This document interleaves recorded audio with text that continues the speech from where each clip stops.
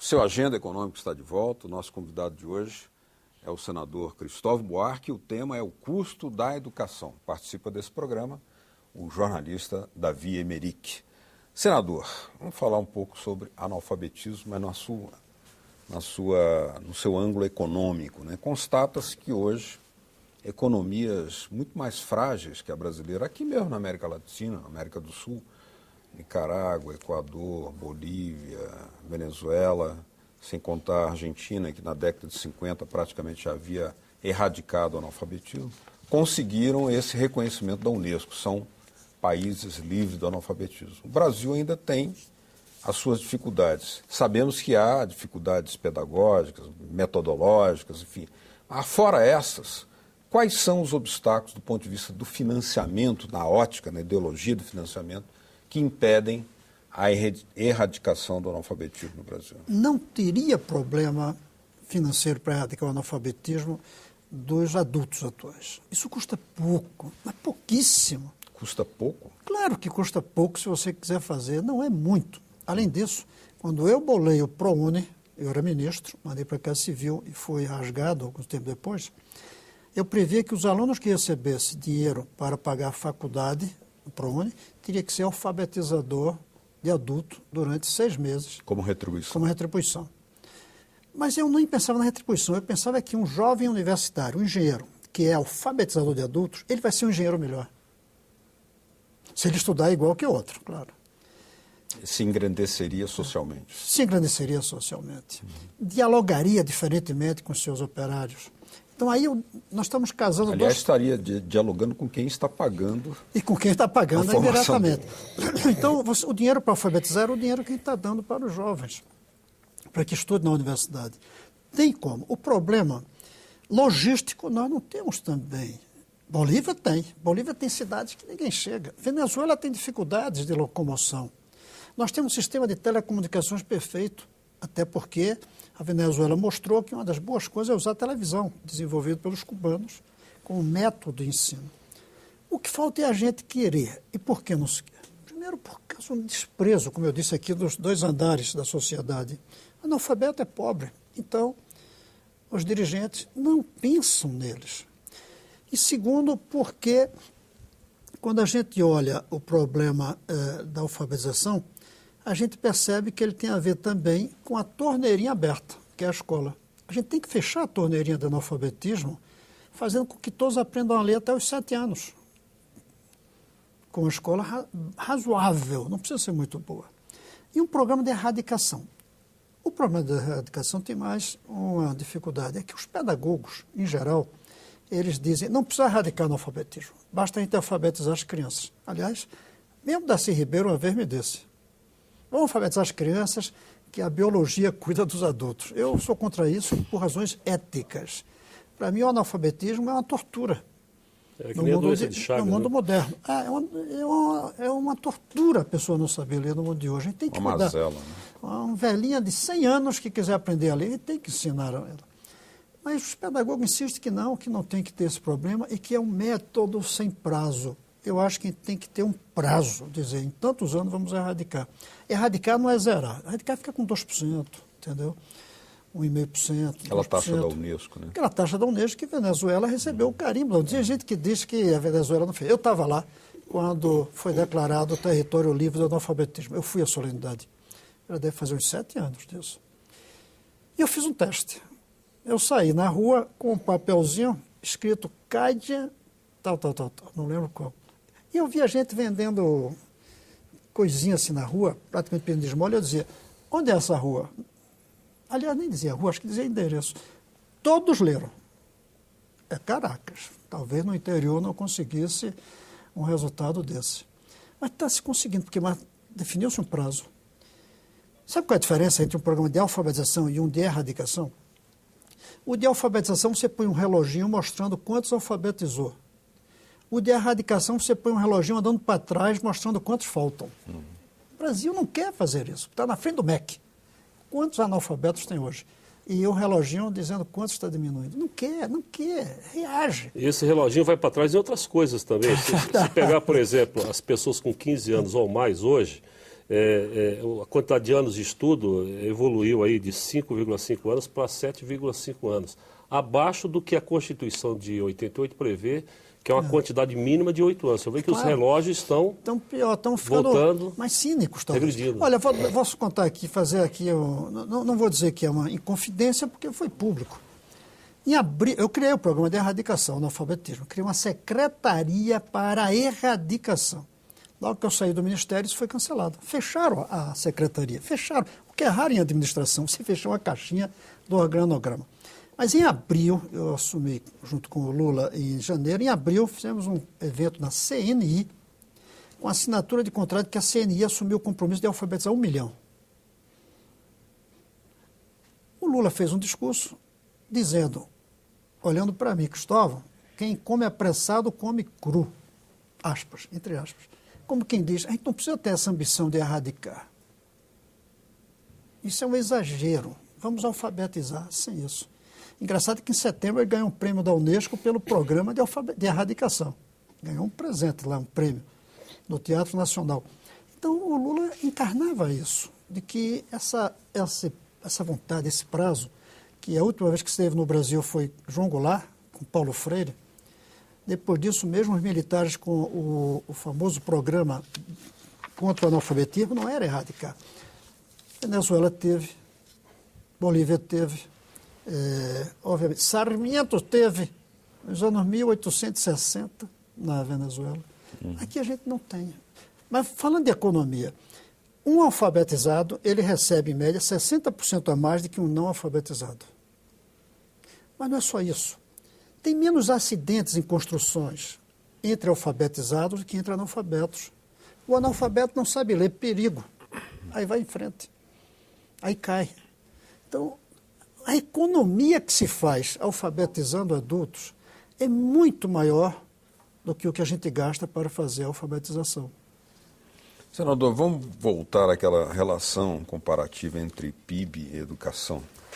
O governo triplicou o orçamento do Ministério da Educação nos últimos 8 anos. Triplicou, passando de 17,4 bilhões em 2003 para 51 bilhões de reais em 2010.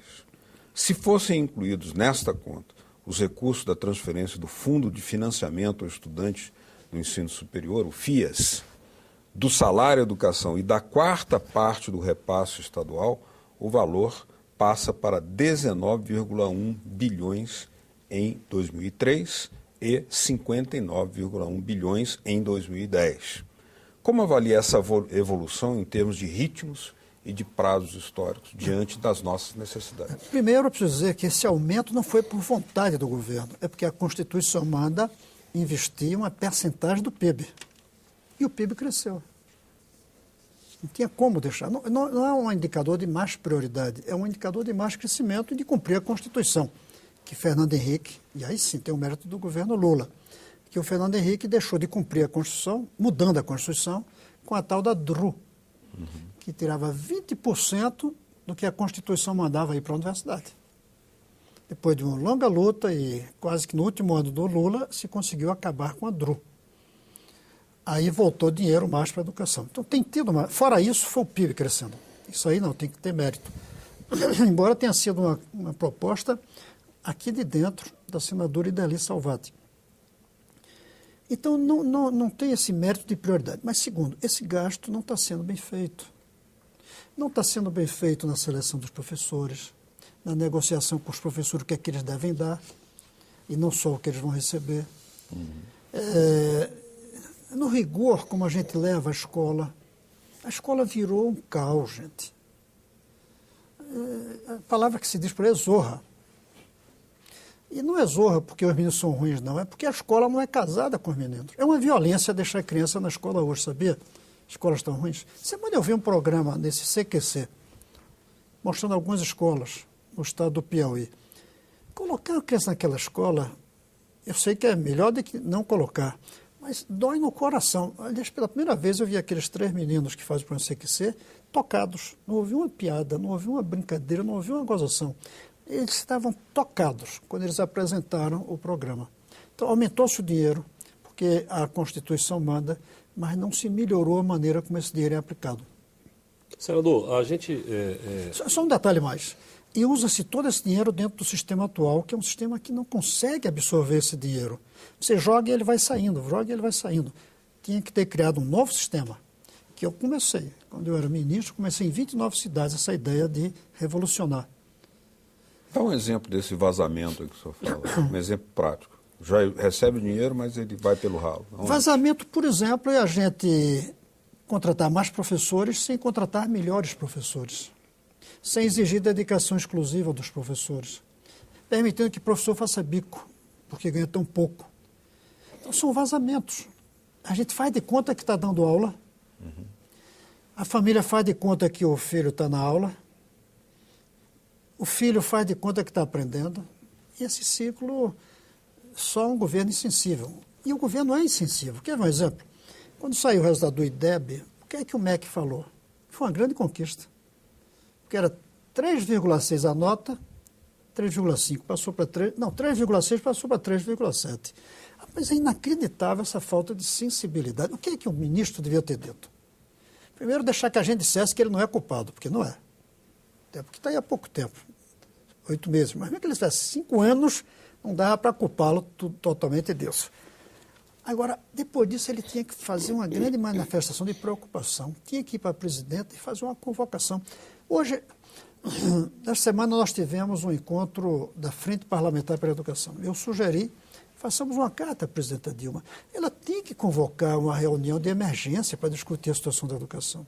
Tem uma coisa chamada Conselho da República, que é formado dos grandes nomes, Constituição prevê. Ela tinha que ter chamado o Conselho da República para dizer, olha, não podemos deixar que isso aconteça. O que é que vocês podem fazer? O que é que eu devo fazer? Qual é a sugestão? Como é que a gente faz um grande pacto? De onde vem o dinheiro? Os bancos, vamos tirar dinheiro dos bancos. Devia trazer isso. Mas não teve uma declaração da presidenta. Um pouco nessa direção. A gente falou aqui, o Beto, inclusive, explicitou, Coreia do Sul, outros países, tal, que, a importância do protagonismo do Estado. Não é só definir 10% do PIB, tem que ter um protagonismo forte do Estado brasileiro. Mas, para muita gente que nos assiste, pode parecer a ideia de que a gente esteja achando que a educação é uma obrigatoriedade apenas do Estado e do poder público. E as empresas praticamente não teriam responsabilidade nenhuma com isso, embora se beneficiaria historicamente do desenvolvimento. Como o senhor avalia a questão das empresas privadas, do privado, na questão global da educação brasileira?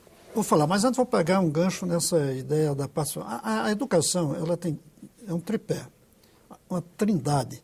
É a escola, a família e a mídia. No caso do Brasil, a mídia não é educadora. Ao contrário, o tempo que uma criança fica na frente da televisão, ela não está sendo educada, ela está sendo deseducada. Tinha que ter programações culturais. Eu não falo estatais, não. A própria televisão comercial fizesse uma novela educativa. Uma novela sobre a história do Brasil. De vez em quando sai uma outra dessas. O telecurso segundo grau passa não, de mas madrugada. aí é 6 da manhã, passa de madrugada. E não é a TV comercial, é uma fundação que pertence à televisão. Paga com recurso público. Com recurso público. Você quer ver uma coisa? As novelas não têm livros. Não tem estante na casa dos ricos que aparece nas novelas.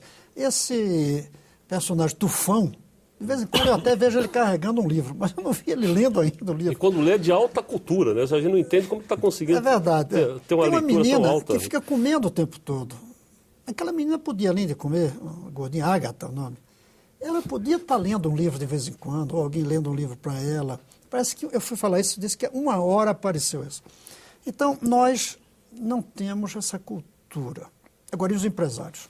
São 3, né? Mas os empresários têm que entrar, primeiro, pagando os impostos direitinhos para que a gente invista. Segundo, e talvez até na ordem inversa, eles entenderam que eles não têm futuro se eles não se transformarem em criadores de ciência e tecnologia. Vai acabar, porque a China está mandando tudo para cá, porque a gente não inventa nada novo para vender aos brasileiros. Se vai vender as mesmas coisas, sapato, essas coisas que todo mundo compra chinês. Então, eles têm que se transformar em empresas criadoras. Para isso, o que eu estou propondo é a transformação do Plano Nacional de Educação, que o Senado vai debater agora, em um Sistema Nacional de Conhecimento e Inovação, em que teremos 4 capítulos. O primeiro é a Revolução Educacional, a ideia da federalização, eu proponho. O segundo é um novo sistema universitário, mas aí nas mesmas universidades, só que mudando as características. Eu vou fazer um parênteses aqui. Essa greve de universidades, O que aparece é que é por salário, mas tem uma coisa mais profunda. A universidade perdeu o rumo. Ela está perplexa. Quer ver por quê? Porque a legitimidade dela era garantir empregabilidade para os seus formandos. Hoje o menino se forma e não tem emprego. Segundo, ela criava conhecimento. Hoje o conhecimento vem de fora da universidade para dentro, porque é tão rápido e a universidade é tão devagar que ela não cria. Terceiro, a universidade é a instituição de disseminar conhecimento. Hoje a gente aprende pela Discovery. Hoje a gente faz curso à distância, em universidades estrangeiras, quem souber idioma. Então a universidade perdeu o rumo. Ela está perplexa nesse mundo em caos. A greve é, sobretudo, por isso. O dinheiro também implica, mas não é fundamental. Então, revolução na educação básica, um novo sistema educacional, uma reforma universitária. Terceiro, o marco de criação do conhecimento que passa pela relação das empresas com as universidades. Tem que casar. E aqui é um problema. Os empresários brasileiros não gostam de inovação, eles gostam de copiação. E as universidades não gostam de relação com o empresário. Isso é ruim. Tem que casar isso, mantendo a autonomia do conteúdo da pesquisa, mas pesquisa que sirva ao sistema.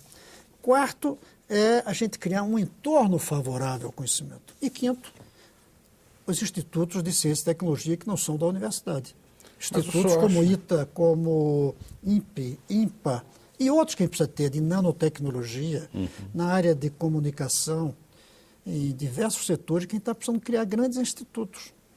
Agora, o que o senhor acha da ideia de que os recursos do pré-sal, essa riqueza imensa, também sejam aplicados na educação? Porque parece que há uma divergência, né? Havia no projeto de lei 12.351 um artigo lá que estipulava 50% dos recursos do pré-sal para a educação. Esse artigo foi vetado, mas existe um outro projeto em tramitação que estipula isso aí mesmo, uma obrigatoriedade de 50%. Se não mudar o modelo, então o senhor acha que mesmo os recursos do pré-sal seriam distorcidos? Primeiro, há um outro projeto de minha autoria com o senador Aloysio Nunes, que na verdade é um projeto que eu já tinha feito com o Tasso Gereissati e que foi arquivado. Nós retomamos. É 100% para a educação. Mas não o dinheiro sair do poço do petróleo e ir para a educação. A nossa ideia é que o dinheiro sai, os royalties, iriam para um fundo. A rentabilidade desse fundo iria para a educação. Porque se você pega o dinheiro do royalties e gasta em educação, daqui a alguns anos não tem mais dinheiro. Isso acaba. É como se se queimasse o petróleo e queimasse o royalties. É um fundo público. Um fundo público. Se você tem um fundo aplicando, a rentabilidade vai ser para sempre. Então essa é a minha proposta. E 100% aí. Mas o que me preocupa é que tem gente achando que devemos esperar pelo pré-sal para poder investir em educação. Não vai dar tempo. Alguém tem absoluta certeza que esse pré-sal tem as dimensões que se fala? Eu com todos os acidentes que estão ocorrendo por aí. Alguém tem certeza que não vai haver acidentes de percurso? Alguém tem certeza que a ciência, a tecnologia está disponível para realmente explorar petróleo naquela profundidade sem grandes acidentes, sem grandes problemas? Alguém sabe qual vai ser o preço do petróleo daqui a alguns anos, com essa crise ambiental que está transformando o petróleo como hoje se faz cocaína, quase que proibindo, é um vício. Esse vício do petróleo vai ter que ser superado. É um erro querer jogar para o pré-sal a saída para a educação. De qualquer maneira, como é possível que exista, o meu projeto é 100%, mas passando por um fundo. Muito bem, chegamos aqui ao final do nosso programa Agenda Econômica. Gostaria de agradecer a presença do senador Cristóvão Buarque, do PDT do Distrito Federal. Estaremos sempre acompanhando esse debate econômico. Obrigado pela sua presença, senador. Eu que agradeço poder estar discutindo esse assunto. Muito obrigado também a presença e a participação do meu colega jornalista Davi Emerick. E obrigado a vocês de casa que nos acompanharam. Se quiserem baixar esse ou outros programas da TV Senado, olha aí na tela uma forma de fazê-lo. www.senado.gov.br/TV. Obrigado mesmo. Até o próximo Agenda Econômica. Tchau.